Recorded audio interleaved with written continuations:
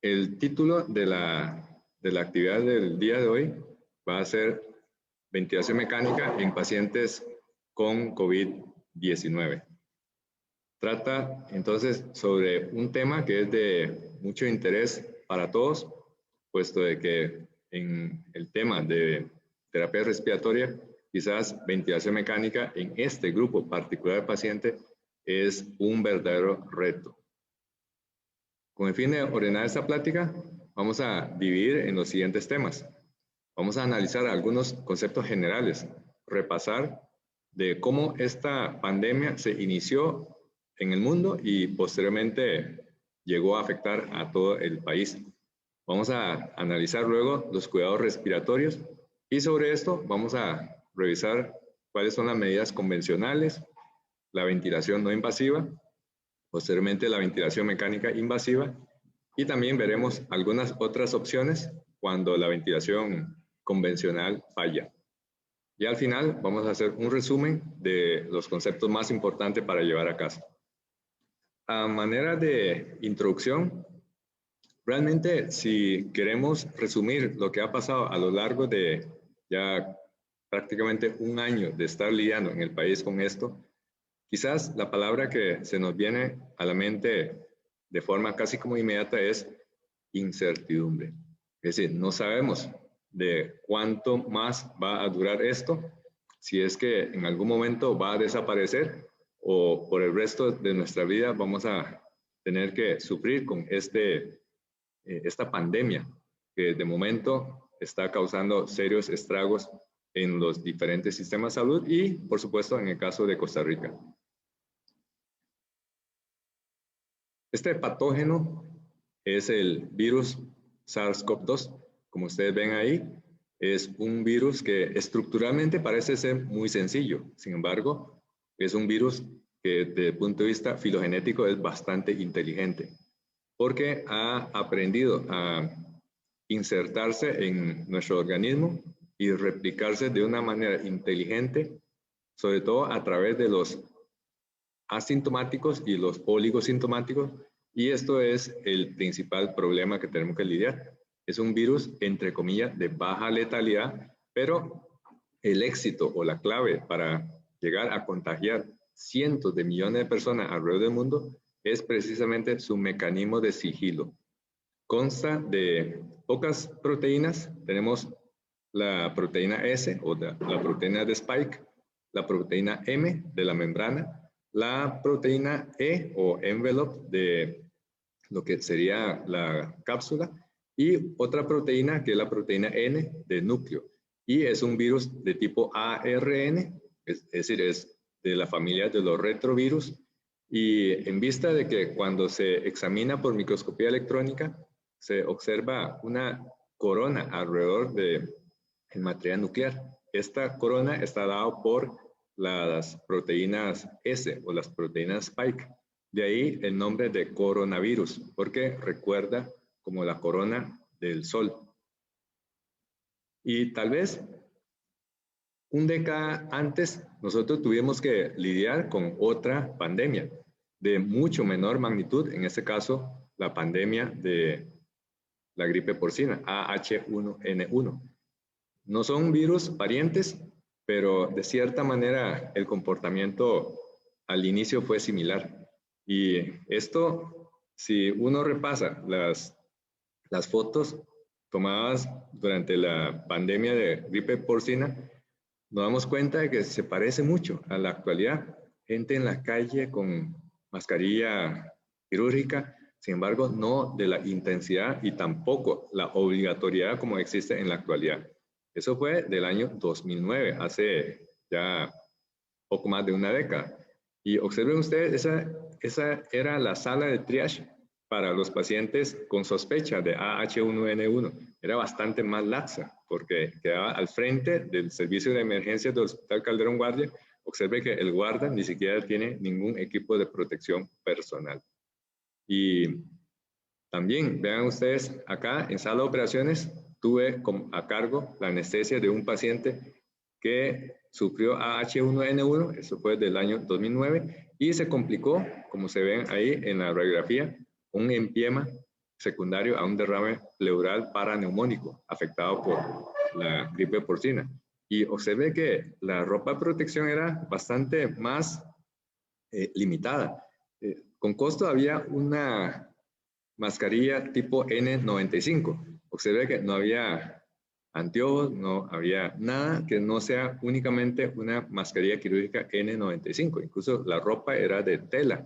Y así entrábamos y que yo recuerdo ningún médico se ha enfermado gravemente de AH1N1 en aquel entonces. Y pacientes afectados por esto, en total, un poco más de 1.800 positivos con 38 fallecidos. Este fue uno de los pacientes que se complicaron y al final terminó falleciendo. Vean ustedes, los ventiladores de aquella época, de hace una década, era bastante más rudimentario. Era un ventilador Evita 4, era bastante menos sofisticado que los ventiladores actuales, inclusive los monitores. Todo era bastante más rudimentario hace 11 años. 2009 al año actual, poco más de una década. Y sin embargo, el panorama ha cambiado con el coronavirus. Esta es la página de la Universidad Johns Hopkins, que tiene un registro en tiempo real de los casos alrededor del mundo. Esta página yo la accesé el día de hoy a las 9 de la mañana. Vea que en total, a nivel del mundo, ya se ha contabilizado 112 millones de personas afectadas por este coronavirus. Y probablemente se trata de una cifra con subregistro, porque con total seguridad, la cifra real siempre va detrás de la cantidad de reportados, porque existen muchos casos que son asintomáticos o fueron confundidos con otras patologías. Y esto ya es la cotidianidad, porque según esta página de la Universidad Johns Hopkins, en total se ha cargado a la tumba más de 2.4 millones de personas. Increíble. Casi 2 millones y medio. Probablemente si accesamos a esta página ahorita mismo, habrá rebasado la cifra de 2.5 millones de fallecidos desde que se empezó a diagnosticar por primera vez a finales del año 2019. Y en el caso de Costa Rica, se ha convertido en un verdadero problema y fue un reto muy exigente para nuestro sistema de salud. Al día de hoy, se ha contabilizado más de 200,000 casos confirmados. La mayoría han sido a través de pruebas de laboratorio de PCR y últimamente se está también haciendo diagnóstico por nexo epidemiológico. Observen ustedes cómo ya ha llevado a la tumba, en el caso del país, 2.763 personas con una tasa de letalidad de 1.4%. Pero esta tasa de letalidad no afecta de manera homogénea para todos los grupos de población. Cabe mencionar que se trata de una patología que se ensaña contra la población adulta mayor. Aquí ustedes pueden ver cómo se convirtió en una gran exigencia para nuestro sistema de salud, ocupando gran cantidad de camas, tanto para los salones. Muchos de esos salones han tenido que ser reconvertidos a partir de salones generales y, ni qué decir, camas de unidades de cuidado intensivos. Observe que cómo a partir de junio nuestro sistema de salud fue exigido cada vez más y más por la cantidad creciente de pacientes que ameritaron de hospitalización. Un pico de internamiento, de hospitalización, allá por diciembre, y también tuvimos un gran pico de hospitalización a finales de septiembre y hasta a mediados de octubre. Y toda esta historia de hospitalización empezó el 6 de marzo, cuando se hizo el primer reporte de coronavirus de SARS-CoV-2 en Costa Rica.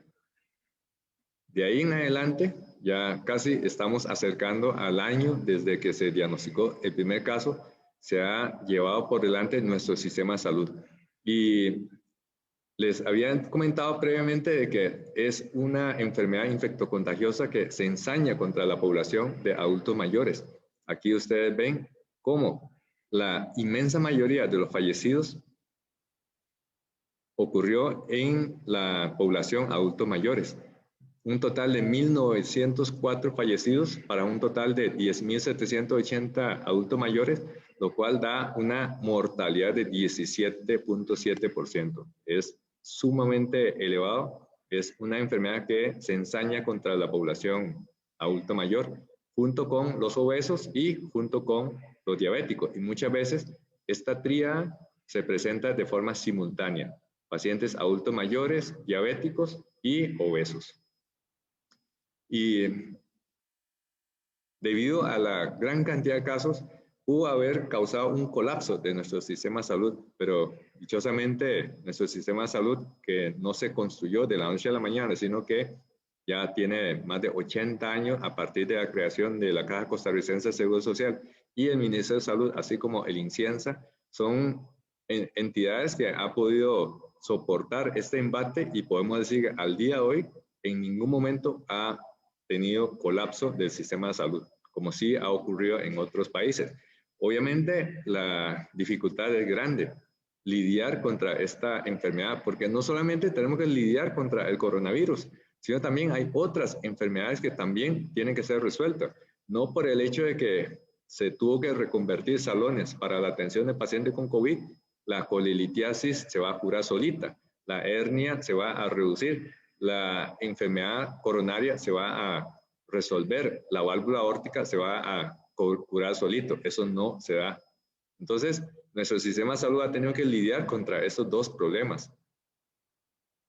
Y se ha propuesto una serie de soluciones que podríamos decir como muy creativas, que al final, con la prueba del tiempo, parece que fue una decisión acertada reconvertir algunos salones, incluso un hospital como el Senare se reconvirtió en el SEACO. Este es el caso del Hospital Calderón Guardia con esta zona para el tamizaje de los pacientes con sospecha de COVID. Y dichosamente, la Torre Este vino a solventar gran parte de las necesidades, no solamente del Calderón Guardia, sino del país. Ahora que se ha redefinido la atención a los pacientes con COVID, en caso del Hospital Calderón Guardia se convirtió en un centro de referencia y prácticamente la totalidad de los casos se está manejando en la Torre Este, salvo algunas excepciones de pocas camas en la Torre Sur. Y hemos tenido que aprender, por ejemplo, en los pasillos, con estas demarcaciones para trazar la ruta de paciente con COVID y paciente de no COVID. Todo esto hemos tenido que aprender sobre la marcha. Y esa es la palabra, aprender sobre la marcha, porque en ningún momento esto se había enseñado en las escuelas de medicina. Y muchas veces cuando viene traslado, se tiene que paralizar el tránsito de personal y de paciente en el hospital para que se pueda hacer esos traslados internos de los pacientes con diagnóstico de COVID. Y es algo que hemos tenido que acostumbrar. Importante también para entender de lleno con el tema de ventilación mecánica, soporte ventilatorio en pacientes con COVID-19, es entender la clínica de esta patología. Esta patología tiene un periodo de incubación que en promedio, o sea, la mitad de los casos se vuelven sintomáticos a partir de 5.2 días. Y el 96 hasta casi un 99% de los casos de los sintomáticos manifiestan a los 12.5 días. Eso significa que después de 2 semanas de exposición, prácticamente no existe personas que se manifiestan después de las 2 semanas. Es decir, si una persona estuvo expuesta a un paciente con COVID, si no hubo síntomas antes de las dos semanas, no se va a manifestar. Entonces, esto es importante para definir el periodo de cuarentena, que al principio, cuarentena parece como 40 días, sin embargo, cuarentena en el caso de COVID se refiere a 2 semanas que posteriormente, desde el punto de vista operativo, se acortó a 10 días. También la evolución clínica es importante.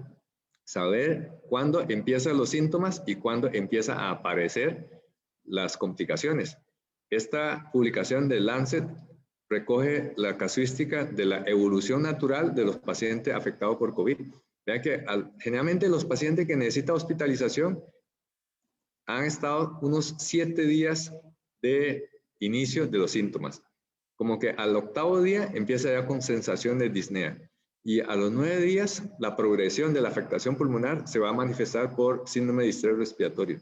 Y prácticamente la mayoría de los pacientes que ameritan internamiento en una unidad de cuidados intensivos sucede a los 10.5 días. Entonces, de este gráfico, ¿qué es lo que tenemos que rescatar para entender el tema de ventilación mecánica?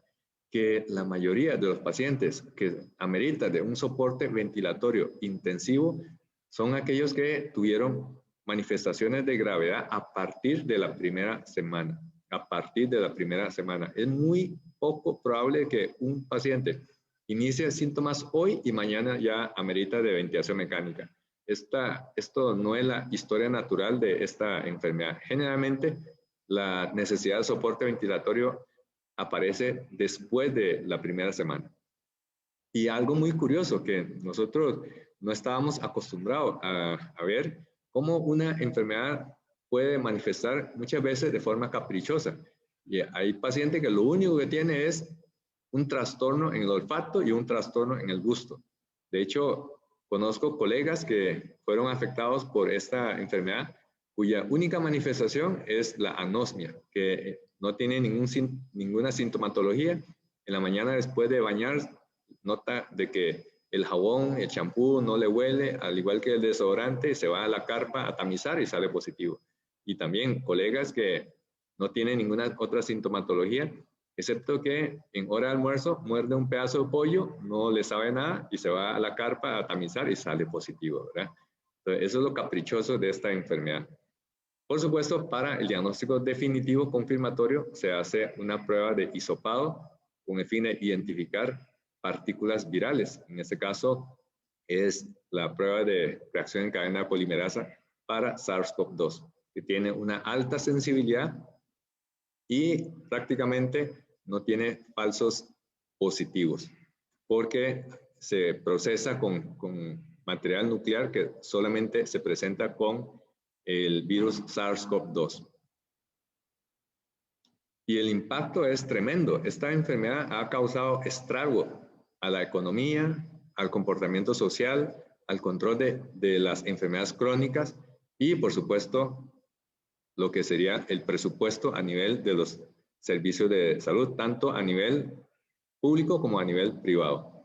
Inclusive ha modificado nuestra forma de comportamiento. Ya empezamos a ver memes en las redes sociales, ¿verdad? Recordando lo letal que es esta enfermedad y lo infectocontagioso que es esta enfermedad, y también la posibilidad de muerte. De hecho, en los primeros meses, cuando teníamos poco conocimiento de cómo se manejaban estos casos, la mortalidad era realmente elevada. De hecho, hubo que acondicionar parte del servicio de patología, como en este caso del Calderón Guardia, una puerta de acceso solo para los pacientes fallecidos por COVID-19. Y había días en que fallecía hasta 7 pacientes de COVID-19. Entonces, realmente se convirtió en un problema por la elevada morbimortalidad entre los pacientes que ameritaron de hospitalización.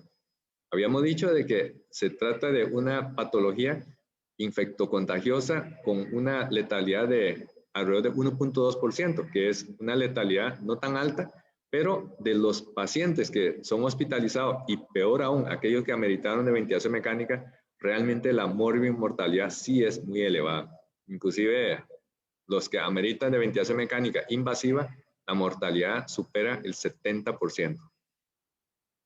Y la Caja Costarricense de Seguro Social tuvo que invertir en la compra de bolsas especiales para los cadáveres de los fallecidos. Son bolsas que tienen doble forro, una bolsa transparente y luego otra bolsa blanca, se hace con doble forro. Cuando los familiares llegan a retirar el cuerpo, se abre la bolsa blanca para que pueda ver. No se puede abrir la siguiente bolsa, que es esta, que es transparente, por el tema de material biopeligroso.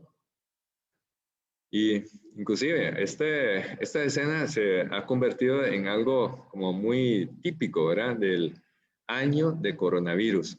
Aquí eran trabajadores de construcción del Calderón Guardia. Uno de los compañeros de ellos falleció en la unidad de cuidados intensivos y sus compañeros hicieron como una especie de espera solemne mientras iban a sacar el cuerpo de este trabajador. Y también a nivel social, un caos. Ha habido encierros, ha habido también restricciones. Nunca antes habíamos tenido una situación en donde no se podía circular un día especial de la semana y a ciertas horas. Esto nunca había ocurrido, pero el plus es que la parte de educación médica continua no se ha desmejorado y más bien ha aumentado la exposición a través de la transmisión. Por ejemplo, esto es el ejemplo del impacto de coronavirus. Probablemente si no fuese por coronavirus, en lugar de una transmisión virtual, estaríamos mediante una conferencia presencial. Y lo bueno también es que ha puesto al personal de salud a estudiar. Nunca antes se ve un panorama en donde la gente está tan interesada en estudiar sobre el coronavirus y estudiar de temas tan diversos como por ejemplo gasometría. A veces es como medio amarillista, ¿verdad? De que el muchacho que lleva los exámenes de laboratorio se carga con una bolsa con 20 gases arteriales y el que viene a hacer radiografía de tórax se tiene que, bueno, ahora hay radiografía digital, pero se toma fácilmente 10 o 15 radiografías en un salón de pacientes lleno de COVID. Y también el plus es que nos ha obligado a estudiar más ventilación mecánica. Inclusive, algunos modelos de ventiladores nunca existían en el país y gracias a esta pandemia, el sistema de salud se ha dotado de variados y de muy buenos modelos y muy avanzados de ventilación mecánica. Y hemos tenido que aprender sobre la marcha. Ventiladores que de otra manera nunca hubiéramos conocido y quizás la flota de ventiladores nunca se hubiera ampliado como lo que tenemos en la actualidad, que es bastante solvente. Bien, ahora, ¿cómo es el cuidado respiratorio de los pacientes con COVID? Vamos a ver las medidas convencionales, la ventilación no invasiva, la ventilación mecánica invasiva y algunas otras avanzadas. Y esto se ha convertido en la cotidianidad, porque estas radiografías antes de la era COVID, probablemente lo primero que sospecharíamos era que el técnico de radiología se equivocó con la programación y que hay que aumentar la penetración de esta radiografía, que la placa quedó poco penetrada, por eso se quedó blanca. Pero en la era de COVID esto ya es cotidiano. Cuando vemos una placa como esto, ya sabemos de que el paciente le va a ir mal, que tarde o temprano va a caer en ventilación mecánica. Pero estas radiografías no las veíamos antes de la pandemia por SARS-CoV-2. Y también tomografía de pacientes afectados por COVID. Aquí vean el patrón de empedrado de un paciente afectado por COVID, consolidados, patrón de vidrio deslustrado, patrón de infiltrado perilobulillar. Todos estos hallazgos tomográficos son característicos de la neumonía por SARS-CoV-2. Y qué importante es que muchos de ellos van a necesitar de intubación endotraqueal y precisamente se trata de una de las medidas que más se asocia con riesgo de contagio al personal sanitario. Imagínense qué sin gracia. Intubar y después el personal de salud que manipuló la vía aérea sale positivo por COVID-19. De hecho, en la primera casuística de los pacientes de COVID, de coronavirus en la ciudad de Wuhan, se observó de que un 2.3% de un total de 1.099 pacientes ameritó de tubo endotraqueal. Eso significa de que no tenemos estadística en el caso de Costa Rica, pero si extrapolamos esa cifra de 2.3%, esto, si multiplicamos por los 200,000 confirmados, eso significa que a lo largo de casi un año, habremos tenido 4,033 pacientes intubados. Una cantidad que se desborda, ¿no?, de nuestra imaginación. Y el temor es que cualquiera de nosotros, manipulando un paciente de esto, podríamos haber contagiado con esta plaga. Y por eso es que se ha enfatizado muchísimo en los protocolos de protección personal. No se puede brincar las medidas de protección personal, porque de lo contrario estaríamos teniendo no uno, sino 2 positivos por COVID-19. Y la preocupación siempre es aerosoles, porque el método de infección persona a persona se hace a través de los aerosoles, las gotas de flush. Y sabemos de que muchos de esos pacientes están tosiendo y están estornudando y puede esos aerosoles flotar en el aire durante un tiempo prolongado, y si nosotros no colocamos las medidas de protección personal, podríamos ser otro paciente más afectado por COVID-19. Entonces, el llamado a la acción, ¿verdad? El llamado a la acción es que la primera medida para el personal sanitario es su autoprotección. Primero, tenemos que defendernos y luego atender al paciente. Recuerdo en más de una ocasión pacientes pronados que de pronto se movió y se desconectó del ventilador mecánico y está adentro en el cubículo de aislamiento y nadie está con equipo de protección, entonces tiene que salir corriendo a vestirse para reconectar el ventilador. De hecho, en más de una ocasión me he tenido que hacer esta maniobra precisamente porque estos pacientes, si algo lo caracteriza, es que se satura rapidísimo, no da tiempo. Y un paciente esto en prono y que además haga paro cardíaco por hipoxemia, es un paciente que no es rescatable. Lo otro es, tenemos que hacer todo lo necesario para prevenir la necesidad de tubo endotraqueal y ventilación mecánica. Es como algo contrario a lo que nosotros estamos acostumbrados, de que si el paciente está mal, entonces hay que proteger la vía aérea y colocarle ventilación mecánica para reposarlo. En los pacientes con COVID-19, más bien tenemos que hacer todas las medidas posibles para que no llegue a ese extremo de tener que intubarlo, porque sabemos de que si es intubado y necesita ventilación mecánica a presión positiva, no le va a ir bien. La mortalidad es bastante elevada. ¿Cómo hacemos para que no tenga que llegar a tubo y ventilación mecánica invasiva? Pues utilizamos sistemas de oxigenoterapia, las convencionales y las tal vez no tan convencionales, la nasocánula de alto flujo o CAF. Utilizamos también la pronación despierta, utilizamos también la ventilación no invasiva y también cuidar los pulmones mediante la táctica de la fluidoterapia restrictiva. Vamos a ver cada uno de estos. Cánula de alto flujo. Antes de COVID-19 no estábamos acostumbrados a utilizar esta estrategia de terapia respiratoria que es la cánula de alto flujo. Consiste en un dispositivo que suministra oxígeno a alto flujo, de ahí su nombre, pero este oxígeno, este gas de alto flujo tiene que ser acondicionado. Primero termoacondicionado y luego humidificado, para que este flujo tan alto no cause incomodidad, resequedad, inclusive sangrado a la mucosa nasal de los pacientes.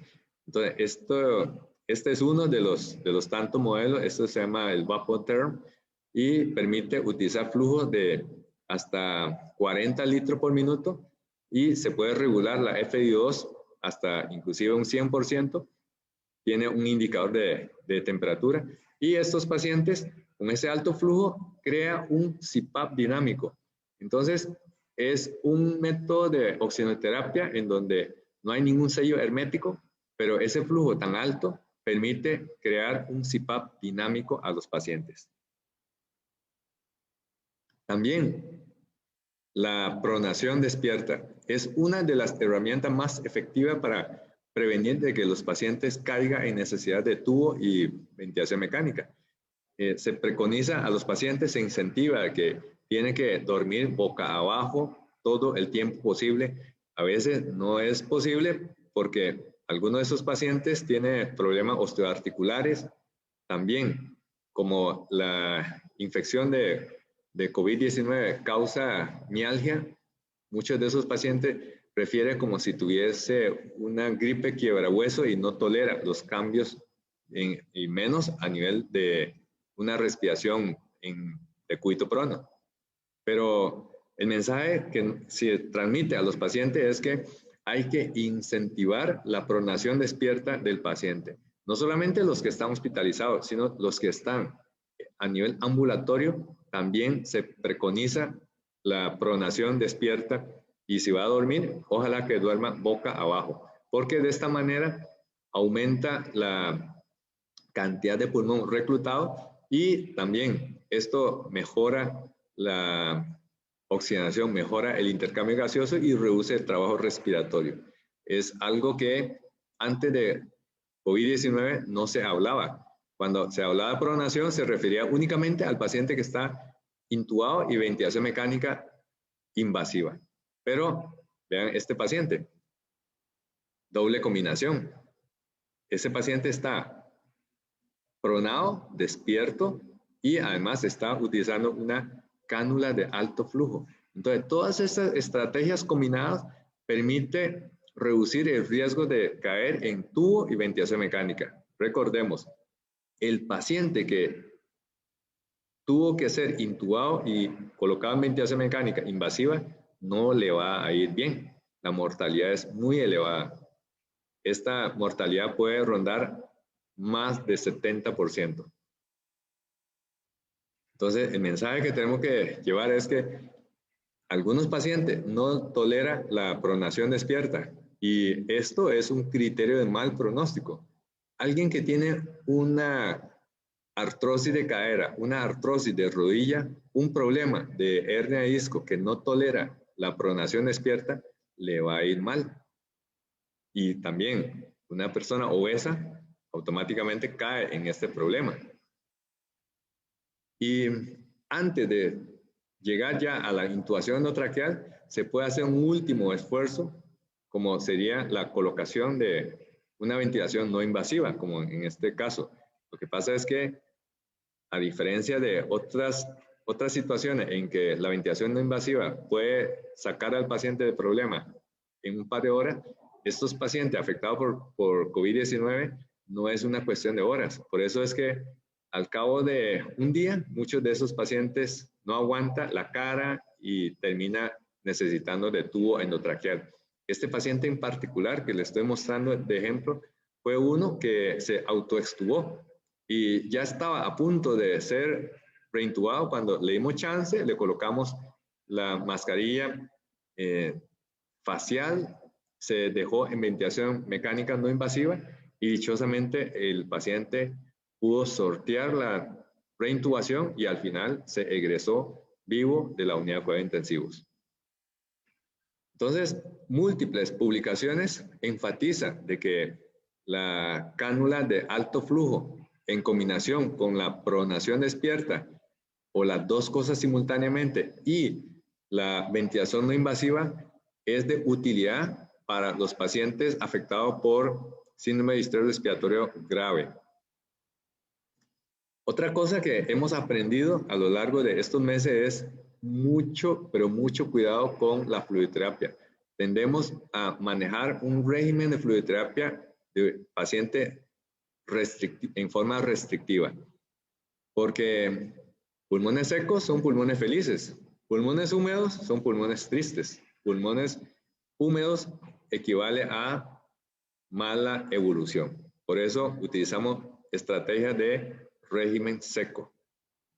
Y a pesar de todo esto, hay pacientes que finalmente van a necesitar de un tubo endotraqueal. Por más que nosotros le hagamos, hay pacientes que evolucionan inexorablemente hasta claudicar y necesidad de tubo endotraqueal y ventilación mecánica. Entonces, a veces es como un poco cruel, ¿verdad? Porque los pacientes, ellos saben de que cuando son intubados, su vida está en grave peligro. La mortalidad es muy alta. De hecho, hemos tenido como nunca antes,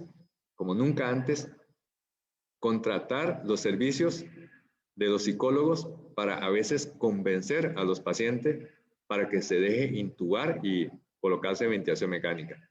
Ellos saben que cuando se intuba y se coloca en ventilador, su mortalidad es muy alta. De hecho, hemos tenido algunos casos bastante tristes en que los pacientes, antes de que sean intubados, solicitan una videollamada, llama a sus familiares.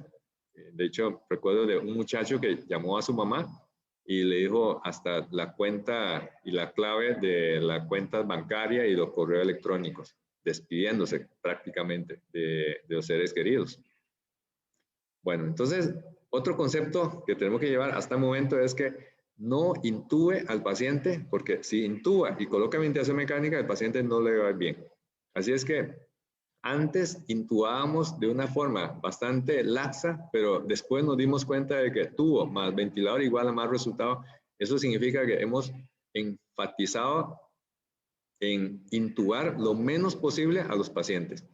Lo menos posible, hasta donde sea posible evitar tubo y ventilación mecánica invasiva, se hace todos los esfuerzos y lo que anteriormente se utilizaba como una especie de regla para intubación, que es radiografía y gases arteriales con los pacientes con COVID-19, no lo hacemos. Son guías, pero no son tajantes. Porque también hay un concepto que se llama la hipoxia feliz o la hipoxia silente, como ustedes quieran llamar, la happy hypoxia. Extrañamente, muchos de esos pacientes están con saturaciones bajas. He visto pacientes con saturaciones 70% y no se dan cuenta que están desaturados. Y están comiendo, quita la cánula, quita la mascarilla facial, quita el Venturi, están comiendo y se pone morados y siguen comiendo. No se dan cuenta de que están con una saturación de 70%.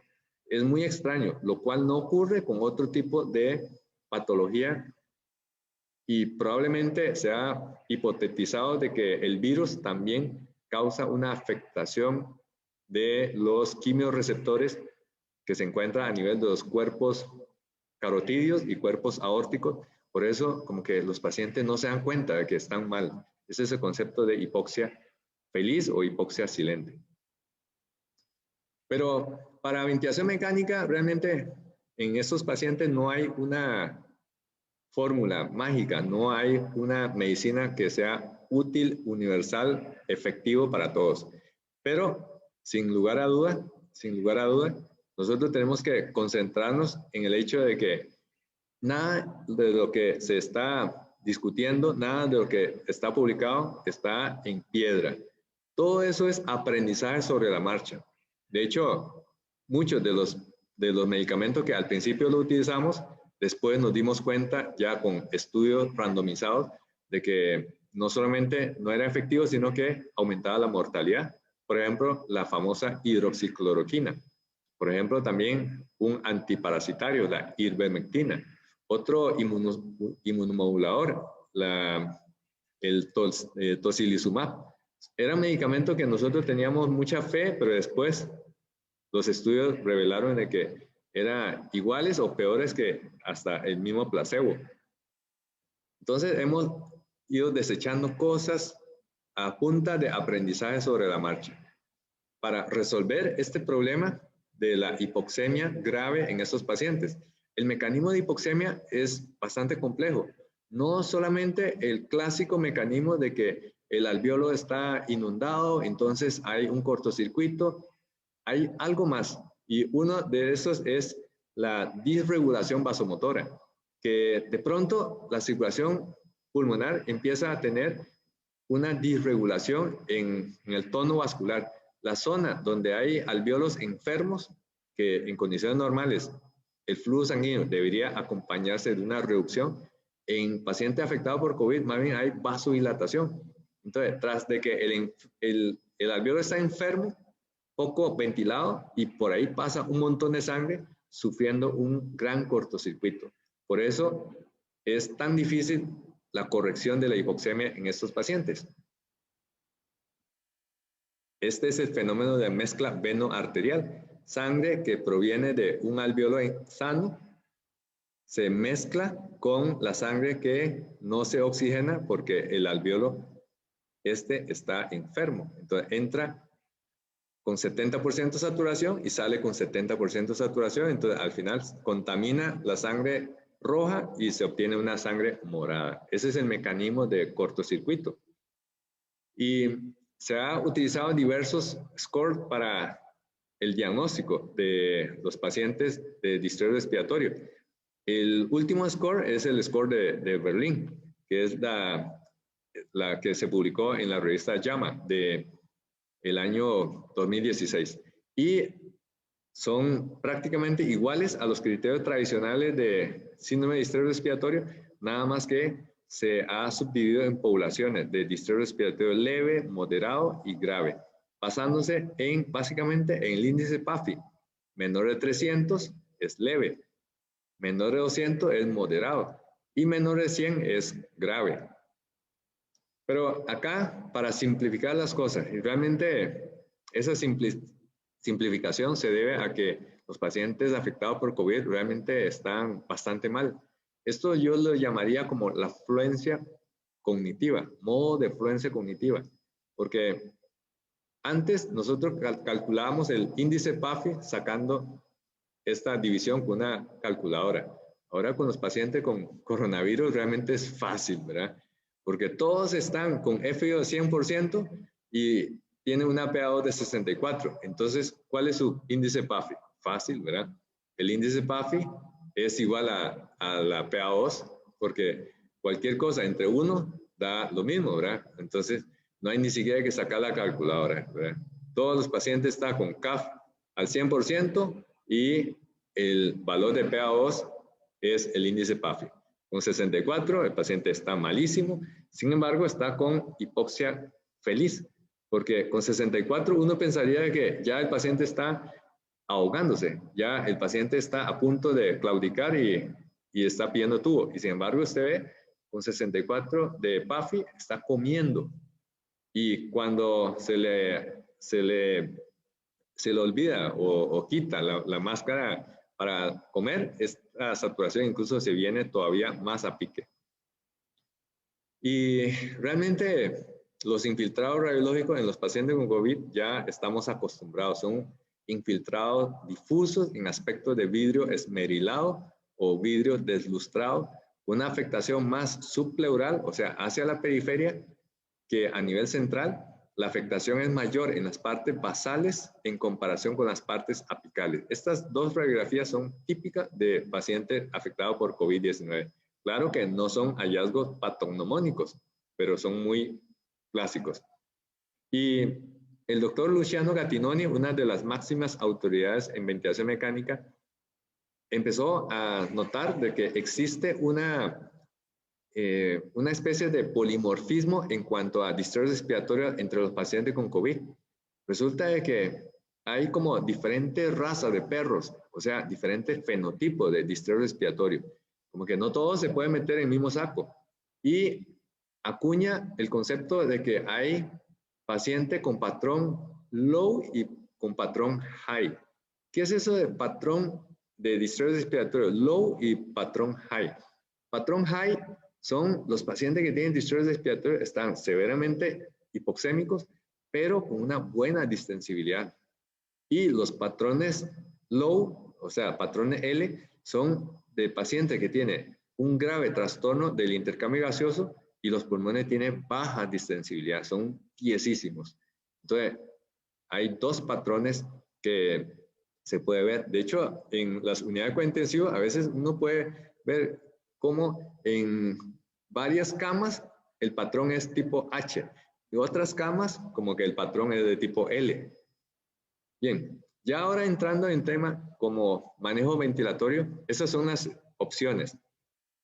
Volumen bajo, utilizar PIB, maniobra de reclutamiento, cambiar de modo ventilar a los pacientes en decúbito prono, utilizar ventilación oscilatoria de alta frecuencia, utilizar membranas de oxigenación extracorpórea y quizás alguna otra medida que se puede implementar. Vamos a ver uno por uno. Ventilación con volúmenes bajos. Esto realmente no es nada nuevo. Desde el año 2000, con la publicación clásica en New England Journal of Medicine, en donde se logró demostrar de que entre los pacientes con distrés respiratorio, si se ventila con volúmenes altos tradicionales de 12 a 15 cc por kilo versus los que son ventilados con volúmenes más restrictivos, alrededor de 6 a 8 cc por kilogramo de peso ideal, resulta de que hay una diferencia en la posibilidad de fallecimiento y de egresos del hospital. Aquí ustedes pueden ver, los que fueron ventilados con volúmenes bajos tuvieron menor mortalidad, o sea, mejor sobrevida. Esta es la proporción de pacientes que lograron sobrevivir. Los que fueron ventilados con volúmenes bajos fueron más propensos a sobrevivir en comparación con los que fueron ventilados con volúmenes muy altos, de 12 a 15 cc por kilo. Entonces, a partir de esta publicación de New England Journal of Medicine, que fue la publicación de ARDS Network, ya no se debe de utilizar volúmenes superiores a 6 a 8 cc por kilo de peso ideal.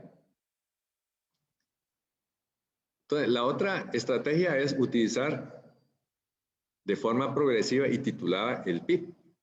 Entonces, aquí viene la pregunta del millón. PIP es una palabra muy sonada en ventilación mecánica. No hay ningún paciente al cual no le podemos poner PIP, pero hay algunos pacientes que el PIP no le causa beneficio y más bien puede causar efectos deleterios.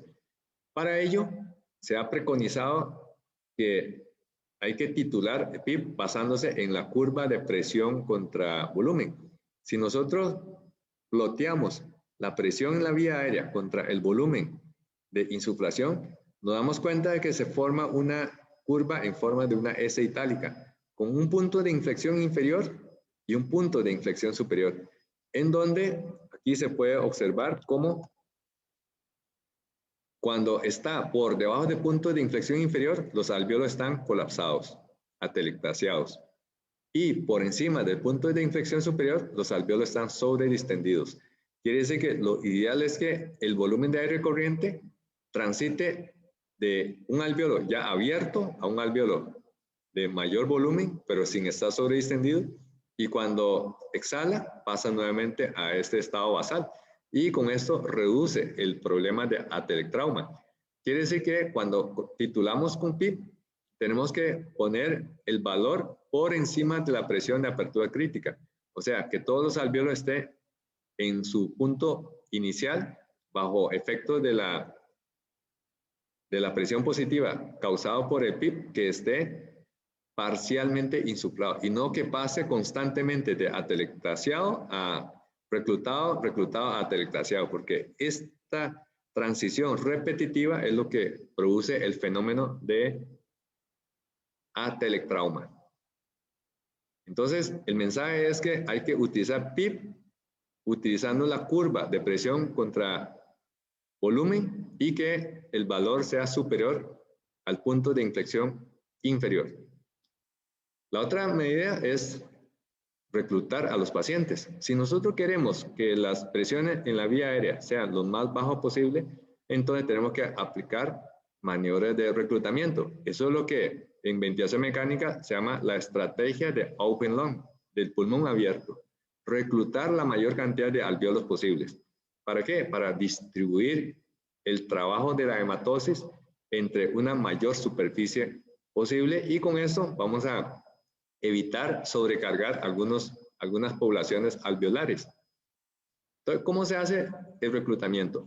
Se ha utilizado maniobras progresivas, como acá hay varios protocolos, pero por ejemplo, ventilar con PIP de 10 centímetros de agua durante 15 segundos Luego hacer una pausa, una transición a 20 centímetros de agua durante otros 15 segundos y luego 30 centímetros de agua y luego 40 centímetros de agua.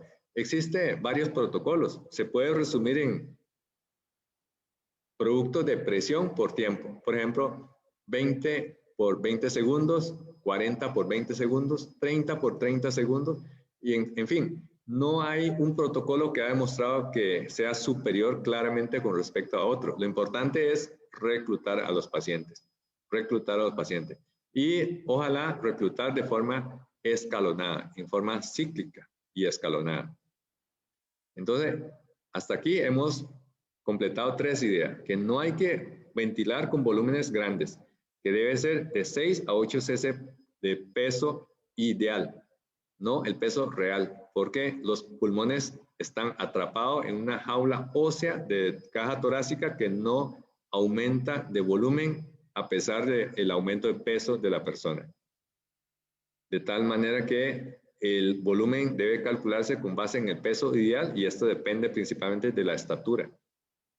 Utilizar de forma progresiva el PIP para colocar el paciente en el punto de inflexión superior. Y maniobras de reclutamiento que puede utilizarse con diferentes protocolos. Bueno, ¿y qué pasa si aparte de esas 3 cosas tenemos problemas para mantener el intercambio gaseoso? Tenemos que modificar de estrategia y esto consiste en cambiar de modo ventilatorio.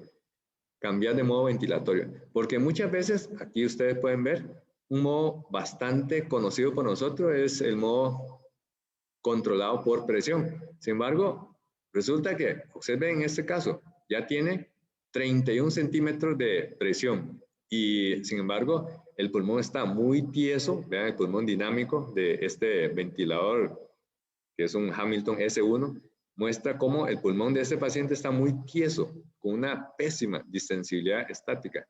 Y no podemos seguir aumentando la presión porque vamos a causar barotrauma. Entonces hay que cambiar de estrategia para resolver este problema de la presión excesiva en la vía aérea. Entonces hay que ver cuál es el modo ideal. ¿Existe algún modo ideal para ventilar a los pacientes con COVID-19? O de manera más genérica, para todos los demás pacientes de distrés respiratorio. La respuesta es no, porque a veces hay ciertas bondades, pero también hay defectos.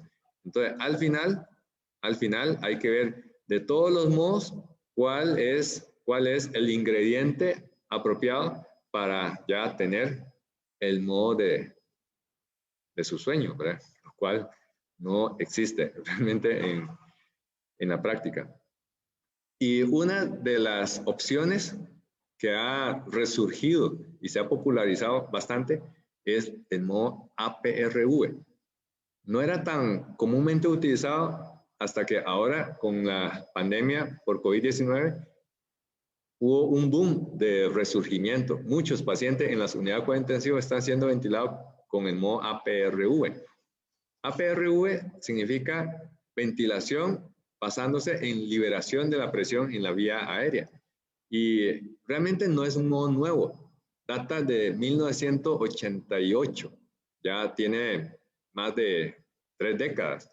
Y sin embargo, a partir de COVID-19 hubo un resurgimiento de esta modalidad ventilatoria, el APRV. APRV es un modo ventilatorio que puede catalogarse como contraintuitivo. ¿Por qué? Porque cuando pensamos en ventilación, en la forma convencional, nosotros presurizamos para meter un volumen, pero en APRV más bien lo que hacemos es abrir para despresurizar y decimos de que no es el volumen tidal lo que se mete, sino el volumen de release, lo que sale del paciente. Entonces es una forma contraintuitiva de ventilación mecánica. Se caracteriza porque tiene 2 niveles de presión, una presión alta y una presión baja. La presión alta tiene además un tiempo muy largo, la presión baja tiene un tiempo muy corto. O sea, con la incorporación de una válvula activa, permite que el paciente desde desde presión alta, respirar confortablemente, porque la válvula activa le permite, y de esta forma disminuye el problema de la asincronía paciente-ventilador. Entonces, al tener un tiempo de presión alta tan prolongado, hace que el paciente respire espontáneamente. Y sabemos de que cuando respira espontáneamente, previene la atrofia muscular, por un lado. Por el otro lado, mejora el reclutamiento principalmente de las partes dorsales. Y por tener un tiempo bajo tan corto, entonces se evita el desreclutamiento masivo que sí ocurriría cuando este tiempo bajo se prolonga.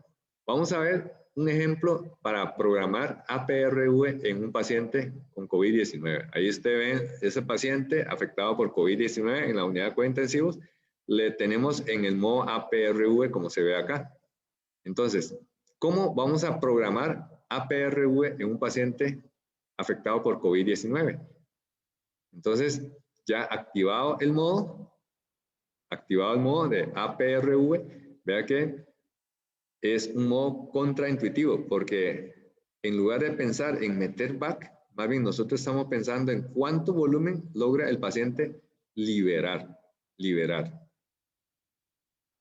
Entonces, lo primero que tenemos que hacer es entrar al menú, y este menú aparece todas estas opciones. Aparece los tiempos, aparece las presiones, aparece la FI2, aparece el método de gatillado, aparece el método de ciclado de presión de soporte y también la pendiente de rampa. Entonces, el primer parámetro que tenemos que considerar, obviamente, sería la combinación de tiempos y presiones. Entonces, de los tiempos y presiones, vea que el parámetro primero es el tiempo. Aquí le hemos seteado a 2.9 segundos. 2.9 segundos. ¿Y cómo hacemos para seleccionar el tiempo de una forma científica? Pues se aplica el protocolo de Habashi, que ya es un protocolo bastante viejo, tiene más de 15 años, y consiste en lo siguiente, que el tiempo del alto debe ocupar entre un 80 a 90% del tiempo del ciclo. O sea, estamos hablando de un tiempo alto muy largo, 80 a 90% del tiempo de ciclo. ¿Y qué es el tiempo de ciclo? El tiempo de ciclo es la suma del tiempo alto con el tiempo bajo. Entonces, es un tiempo alto muy prolongado en comparación con el tiempo corto, que es muy breve. Acá vemos que ya habíamos puesto 2.9 segundos de tiempo alto y se suman los 0.5 segundos de tiempo bajo. Entonces, ¿cuántos son? 2.9 más 0.5 son 3.4 segundos. 3.4 segundos, eso significa que ese es el tiempo de ciclo. Entonces, debe estar entre 80 a 90% de tiempo de ciclo. ¿Y cuánto fue en este caso? 0.8 a 0.9 multiplicado por 3.4 nos da que el mínimo debe ser de 2.72 segundos, el máximo debe ser de 3.06 segundos. ¿Cuánto se le asignó a este paciente? 2.9. O sea, es una programación correcta según el protocolo de Habashi. 80 a 90% del tiempo de ciclo debe adjudicarse al tiempo alto. Y después tenemos otro valor que es la de presión, la presión baja. La presión baja, en el tiempo bajo, ¿cuánto debemos de asignar? Muy fácil, un único valor. La presión alta podemos asignar dependiendo del paciente, pero el valor de presión baja es un único valor universal para todo y es de 0. O sea, presión alta, lo que el paciente necesita. Presión baja, a todos tenemos que ponerle 0 centímetros de agua. Pero entonces alguien podría pensar, con 0 centímetros de agua, ¿no será que vamos a causar una atelectasia masiva durante la fase de release? Pues no, no porque el tiempo bajo es muy corto. Entonces no permite que se vacíe completamente. Pero al asignar este valor de presión baja de 0, facilita la salida de gas, de tal manera que el gas alveolar, cuando está saliendo, no se va a topar contra un freno neumático que corresponde a una presión baja, por ejemplo, de 4 o 5 centímetros de agua. Hay que asignarle 0 centímetros de agua. Entonces, el mensaje que tenemos que llevar es que, si bien APRV es una estrategia muy atractiva, es en realidad un modo no convencional. Y si uno no está bien entrenado en su uso, es mejor no utilizar. Y si lo va a utilizar, tiene que asesorarse con gente que tiene experiencia en el modo APRV, porque le puede salir un tiro por la culata.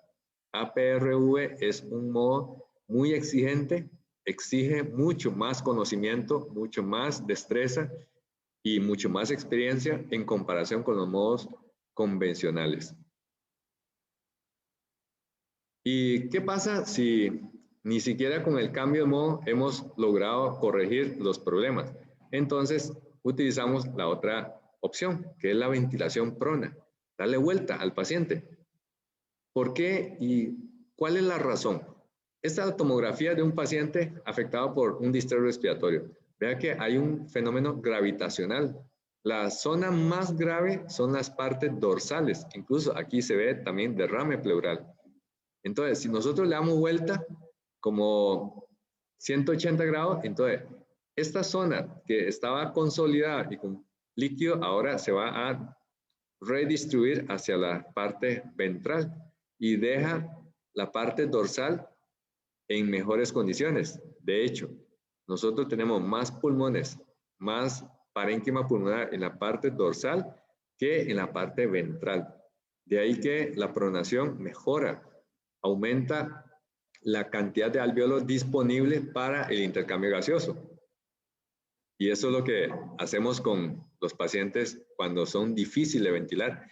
Vean, este paciente está en posición prona en la unidad de cuidado intensivo, en una ventilación en posición prona. Hay que tener mucho cuidado con pronar a esos pacientes, porque puede aparecer úlceras de decúbito en la cara, en el tórax, en la región genital y también la posibilidad de canulación y de extracción de tubo y de vía, sondas, etc. Y a veces es muy difícil, sobre todo porque esos pacientes están con un montón de invasiones, catéteres, sondas, vías, tubos, y por el otro lado son pacientes obesos. Vean aquí, este paciente de apenas 1,5 metros y pesa 81.9 kilogramos, cuando su peso ideal es exactamente la mitad. Debería pesar 43 kilos, pero está pesando 81.9 kilogramos. Y darle vuelta no es nada fácil, se requiere hasta 6 personas y cada una de ellas tiene que entrar con equipo de protección personal.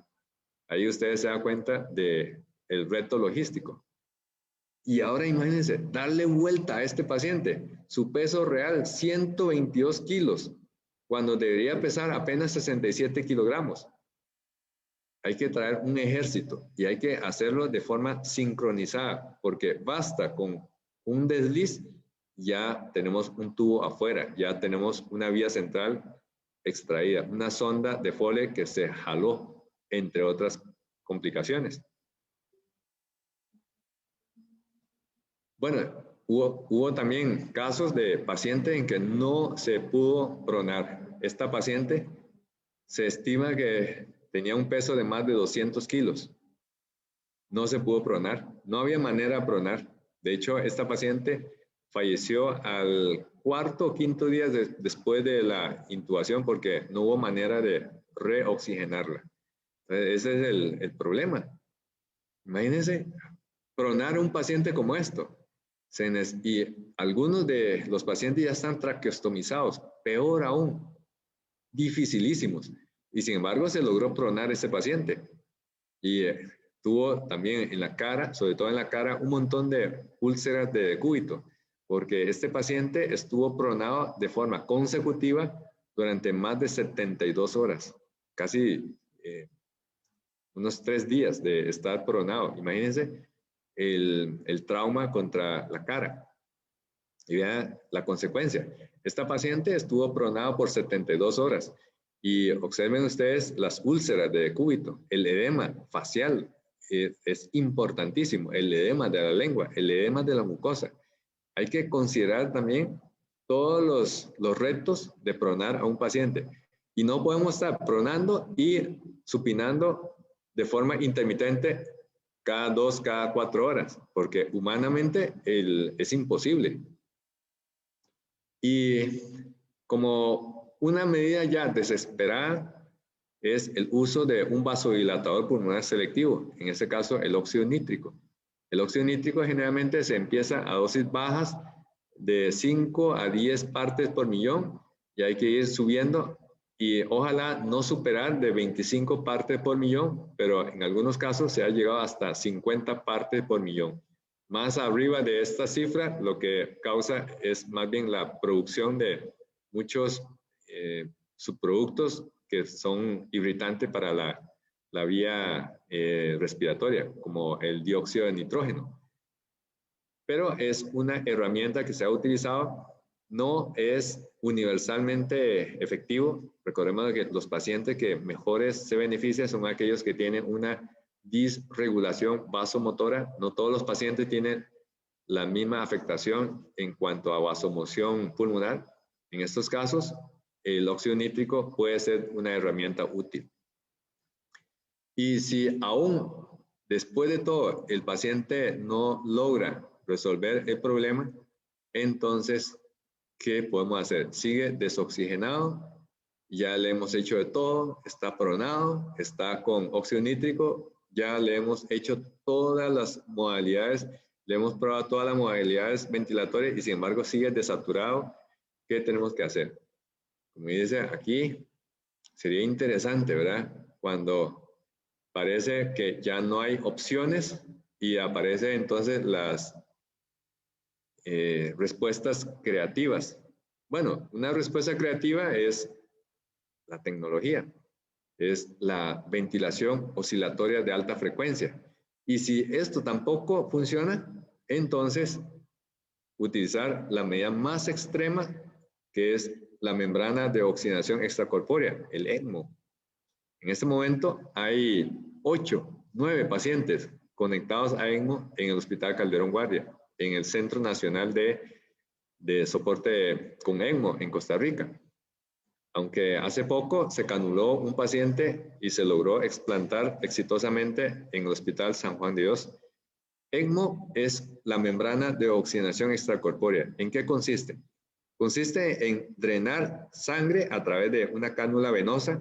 Esta cánula venosa suele sacar la sangre a través de la vena cava inferior, pasa por una centrífuga que genera una fuerza centrífuga y una fuerza centrípeta. Esto, en otras palabras, lo que crea es un delta P, una diferencia de presión para que entre a presión negativa y salga a presión positiva.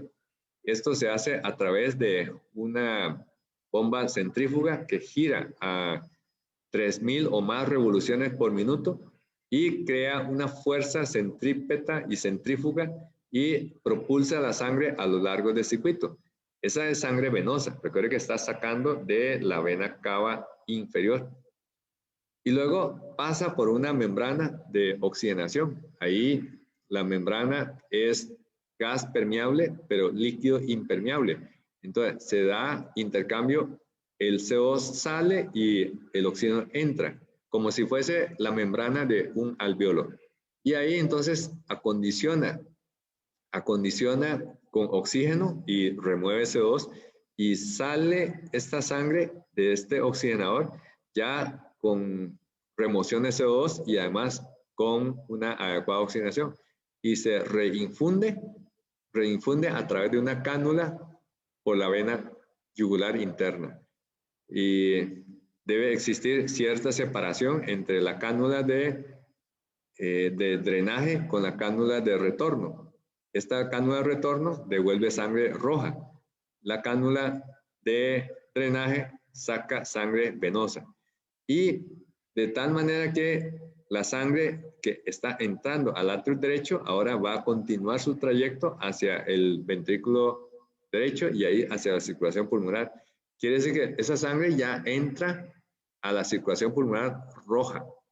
Eso significa de que funcione o no funcione los pulmones, la sangre va a pasar recto y va a llegar al lado sistémico, al lado izquierdo del circuito, ya con sangre roja.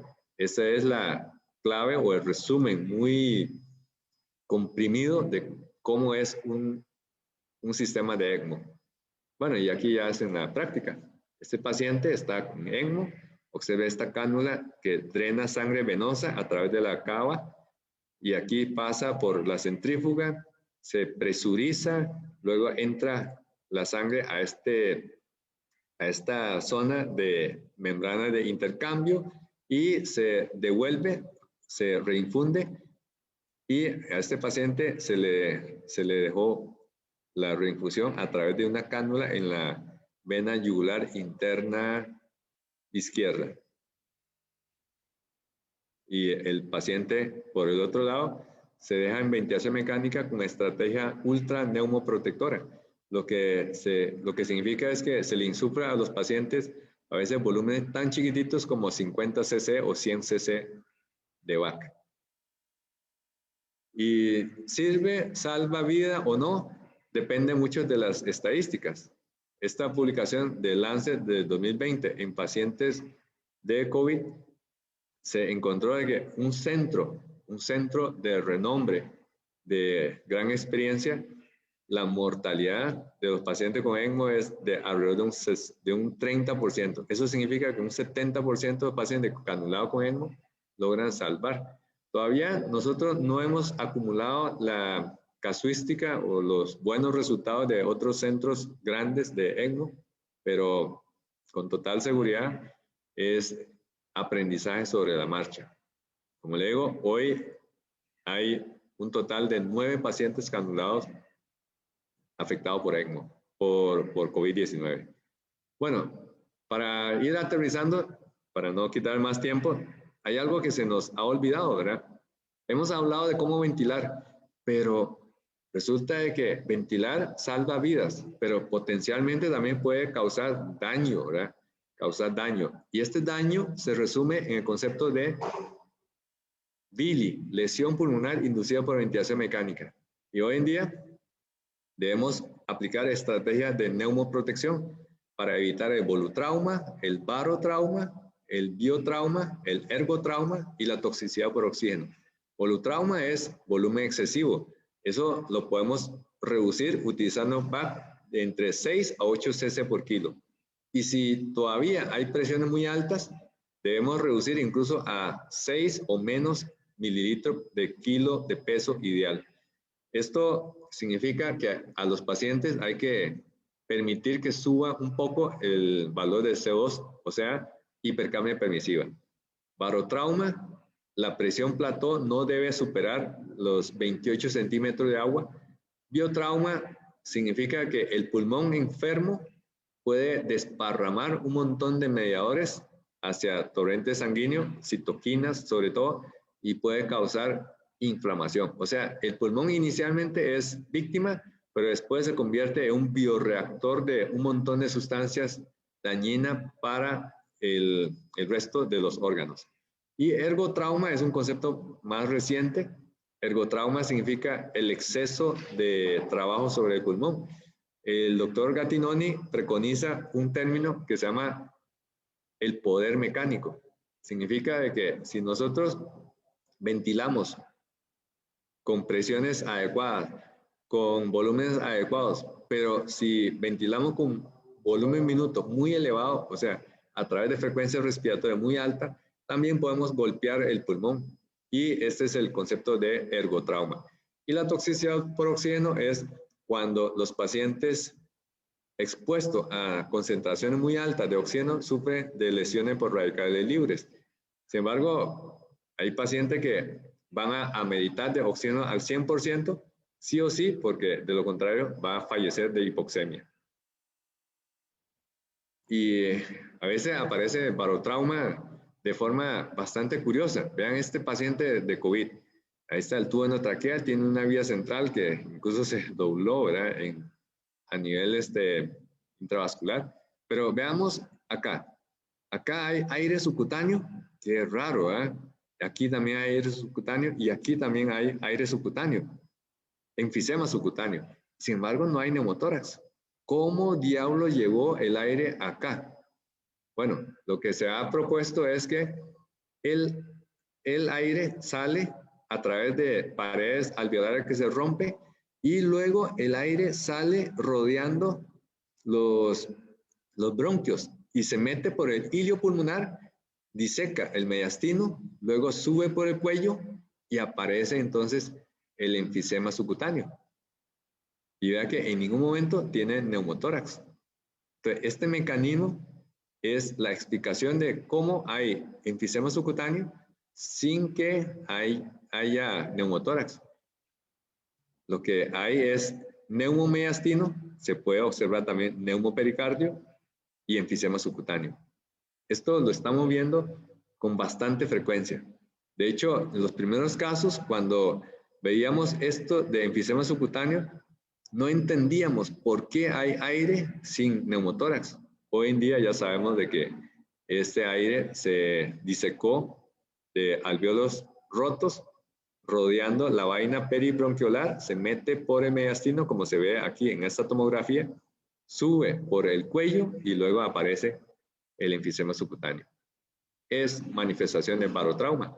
Ahí ustedes pueden ver casos así muy graves. Vea que diseca prácticamente las fibras pectoral mayor y no hay neumotórax. Lo que hay es el infiltrado típico de los pacientes con COVID, el infiltrado en vidrio deslustrado o de vidrio esmerilado. Este es otro ejemplo. Vean este paciente afectado por COVID, tuvo un neumotórax. Es un neumotórax espontáneo.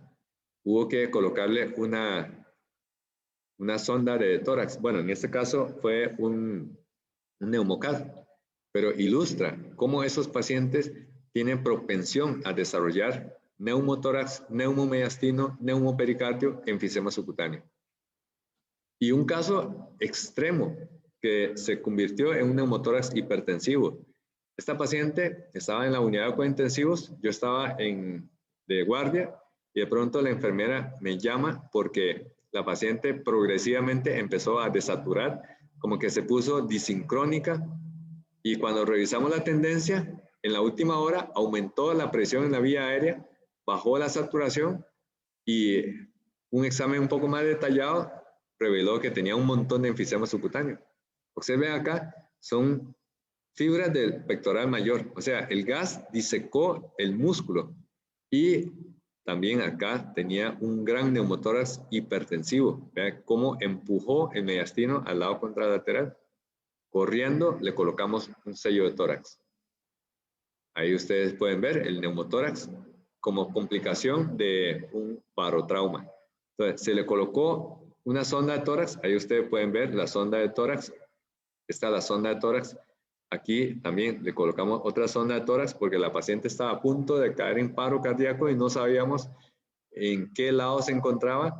Todavía no se podía esperar, no podíamos dar el lujo de esperar a que venga el técnico de rayos para documentar cuál es. Le hicimos ultrasonido pulmonar, no había sliding pleural de este lado, no había sliding pleural de este otro lado, entonces pensamos de que era neumotórax bilateral y resultó de que era un neumotórax unilateral. Lo que pasa es que había comprimido tanto que de este lado prácticamente no existía el deslizamiento pleural. Por eso caímos en el error interpretativo de que también había neumotórax. Por eso ustedes pueden ver dos sondas. Esta sonda que se colocó primero y no resolvió el problema. Y luego se colocó esta sonda que sí resolvió el problema.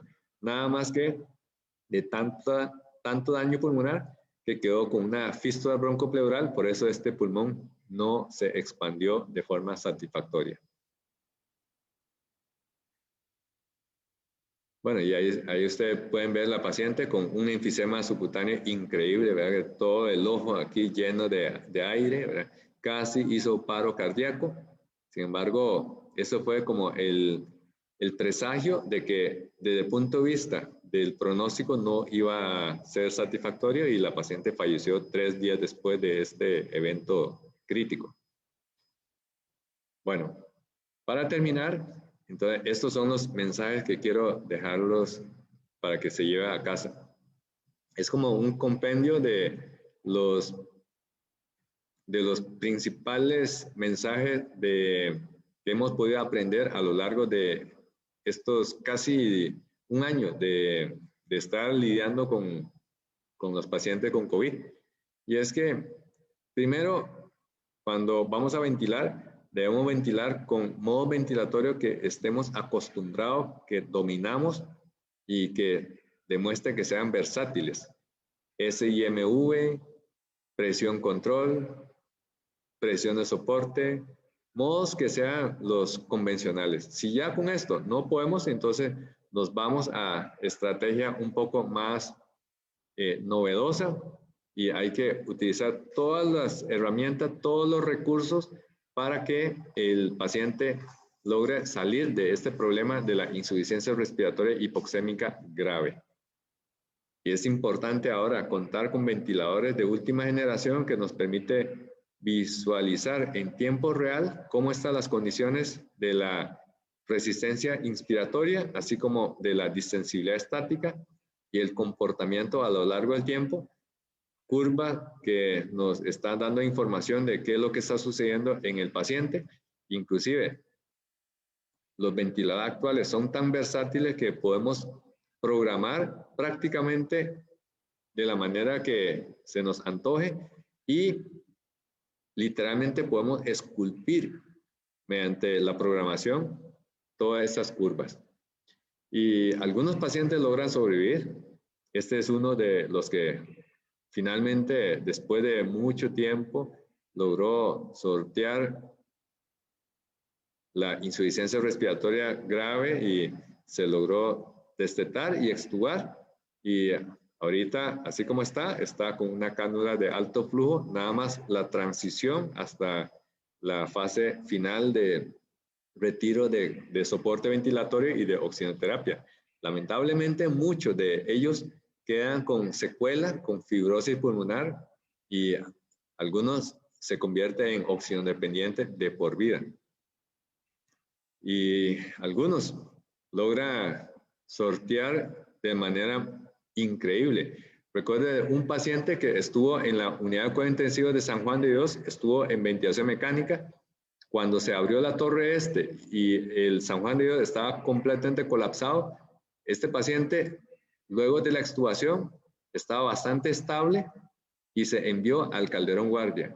Y en el Calderón Guardia, ese paciente, 2 días después, desmejoró y otra vez hubo necesidad de intubarlo y ventilación mecánica. Se pasó para la unidad de cuidados intensivos y a los 10 días se logró extubar. O sea, fue un caso increíble. Estuvo ventilado en la unidad de cuidados intensivos del San Juan de Dios y del Hospital Calderón Guardia y se logró extubar en 2 ocasiones y hoy en día el paciente está con una excelente calidad de vida en su casa. De hecho, el día en que se egresó de Calderón Guardia, sus familiares y toda la gente del barrio lo estaba recibiendo como si fuese un héroe por haber sobrevivido, no una, 2 veces de ventilación mecánica en 2 unidades de cuidados intensivos distintos. También hay pacientes que parece que la esperanza ya se agotó, ya estaba en ECMO y estaba muy mal, y sin embargo, este es uno de los sobrevivientes de ECMO, estuvo casi 40 días en ECMO y logró sobrevivir, y ahí está, apenas saliendo de ECMO, estaba todavía dependiente de ventilación mecánica, pero finalmente se logró sacarlo del ventilador y se decanuló y ya está el paciente en la casa. Y bueno, ojalá que todos los pacientes insuficiencia respiratoria grave por COVID-19 logre evolucionar de forma tan satisfactoria como esa bonita escena, ¿verdad? 2 de los pacientes recuperados saliendo de las unidades de COVID directo para sus casas, felices y contentos y no dependientes de oxígeno. Bueno, muchas gracias.